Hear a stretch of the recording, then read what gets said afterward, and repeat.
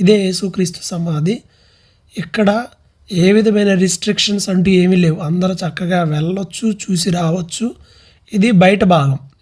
లోపలికి వెళ్ళాలి. ఇక్కడ రాసుంది యేసుక్రీస్తు దేవుని కుమారుడు, ఆయన పునరుద్ధానుడు అనే మాట. అలాగే ఆ గోడ మీద కూడా ఆ సమాధి దగ్గర రాయబడి ఉంటుంది. చూడొచ్చు, లోపలికి అందరు వెళ్తున్నారు, వస్తూ ఉన్నారు.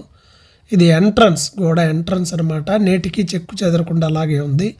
ఒక విషయం గమనించాలి, ఇది అరిమత యోసేపు అనే ధనవంతుడు తన కోసం ఏర్పాటు చేసుకున్నాడు. కానీ యేసు చనిపోయిన తర్వాత పిలాతును అడిగి తన కోసం తాను ఏర్పాటు చేసుకునే సమాధిలో యేసుక్రీస్తును ఉంచడం జరిగింది. ప్రతి సమాధిలో వాళ్ళ పితరులు ఎవరో ఒకళ్ళు ఉంటారు, కానీ ఈ సమాధిలో అంతకుముందు ఎవరు ఎప్పుడు పెట్టబడి ఉండలేదు. యేసు ప్రభు మాత్రమే, ఇంకా ఎవరికి దీన్ని వాడలేదు. లోపలికి వెళ్ళి చూద్దాం ఒకసారి. లోపల చూసినట్లయితే ఇది ఎగ్జాక్ట్గా సమాధి.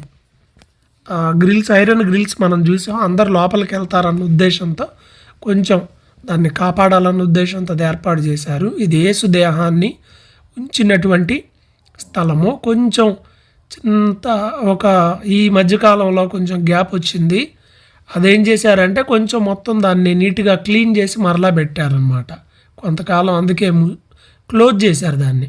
తర్వాత మరలా అందరికీ ఓపెన్గానే పెట్టారు. ప్రపంచంలో ఎంతోమంది పుట్టారు, చనిపోయారు, కానీ యేసు ప్రభు పునరుద్ధానుడైన దేవుడు అనటానికి సజీవ సాక్ష్యం ఈ ఖాళీ సమాధి.